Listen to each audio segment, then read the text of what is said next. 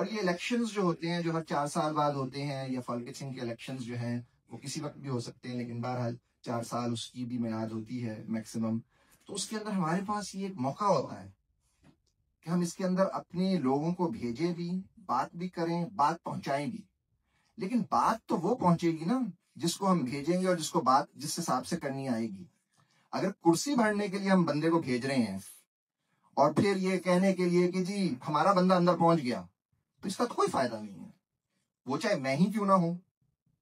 खुदारा मैं ये बार बार बात कर चुका हूं, अगर मैं किसी मेरिट पे पूरा नहीं उतरता, अगर मेरा अखलाक व किरदार और विजन और मेरा काम जो है इस लायक नहीं है, तो बराहे मेहरबानी मुझे वोट ना दीजिएगा। ये कल को आपको क़यामत के दिन जो है बहुत बड़ा इसका सामना करना पड़ेगा जवाब देने का। आप मुझे वोट ना दीजिएगा, वोट उसको दें जिसको आप वाकई काबिल समझते हैं। मेरा ख्याल है यहाँ पे हॉल में 98% का पाकिस्तान से है। पाकिस्तान हमारा वतन है, हमारी तारीफ भी है, उसको हमें याद भी रखना चाहिए, लेकिन हमारा मुस्तकबिल डेनमार्क है। तो जो हमारा मुस्तकबिल है ना, और जहां पे आपने खुद ये चूज किया है कि आपकी नस्ल परवान चढ़े रहे, वहां तवज्जो दें कि यहाँ के मसाइल किस तरह होंगे। हमें पाकिस्तान की सियासत की अलिफ बे ते से सब आती है, मोहल्ले तक के जो है ना कैंडिडेट्स का हमें पता होता है। वहां पे हम हर बात हर महफिल में ये होती है जी बेड़ा गर्क हो गया, ये हो गया, वो हो गया। इससे बुरे हालात कभी भी नहीं थे। मैं तो जब से शोर की आंख खोली है पाकिस्तान की, इससे बुरे हालात कभी भी नहीं थे। हकीकत भी है इसमें, लेकिन आपको यहाँ के हालात का पता भी है। मैं लोग कैंपेन ट्रेल में गया हूँ, लोगों से मुलाकात होती है, उनको पार्टियों का नहीं पता, उनको पार्टियों के मंशूर का नहीं पता, उनको ये नहीं पता कि कौन सी पार्टी आपके खिलाफ है और कौन सी पार्टी आपके हक में है। 3-4 दिन पहले मेरा ख्याल है, अगर मैं गलती पे नहीं हूँ, पार्लियामेंट में दोबारा एक बात हुई है।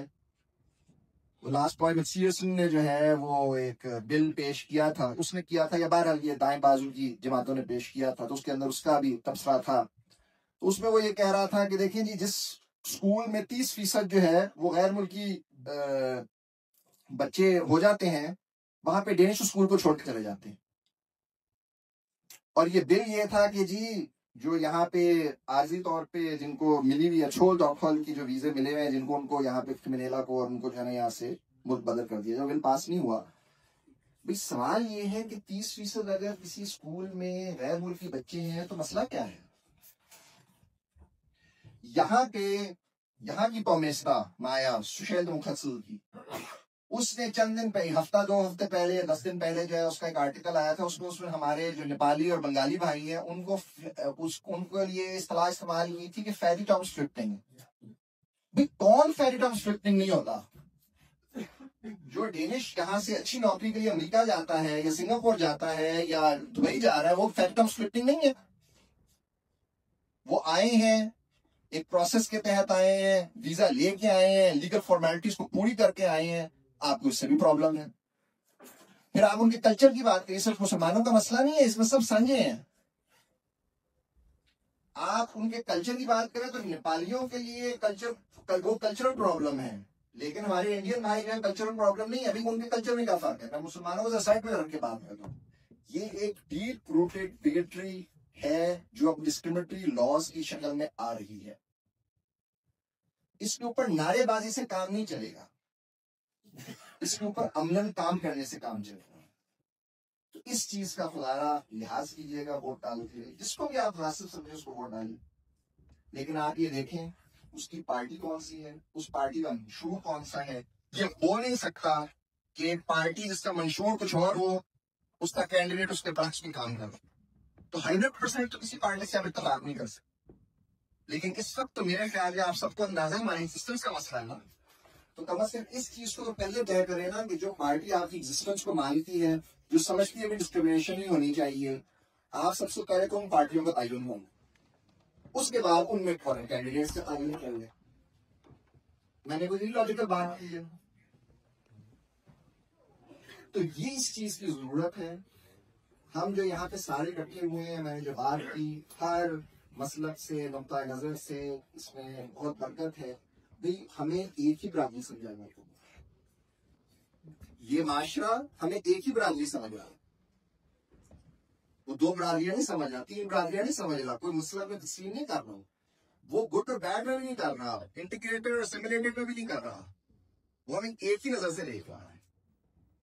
और अमलन काम बजट के एतबार से भी तकरीबन 75% जो सारे टैक्स देते हैं ना, वो रीजन और कम्यूनों के जरिए आता है, वो इधर खर्च होता है।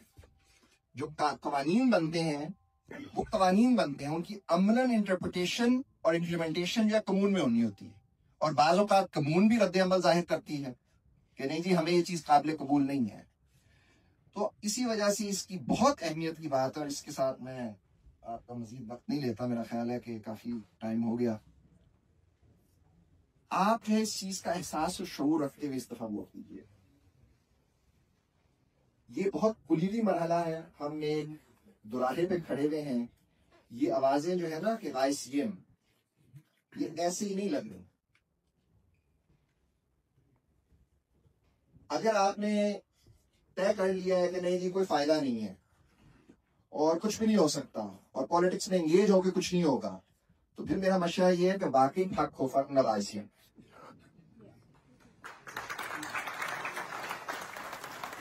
उससे पहले कि खुदा ना खास्ता बेइज्जती के साथ बगैर वकार के कोई धक्के मार के आपको निकाले, तो यही बेहतर है कि हम जो है इस चीज का एहसास करें कि या तो हमने यहाँ पे रहना है तो तारिक बिन ज़ियाद की तरह जो है ना हम भी अपनी किश्तियां जलाएं और फिर यहीं के होके रहें। और जिस तरह उंदरस में मुसलमानों ने एक तारीख रकम की जिसके जरिए इनकी भी नशत सानिया हुई, तो या तो वो हम ये किरदार अदा करना चाहें और ये किरदार अदा करें, और अगर हमने ये काम नहीं करना तो या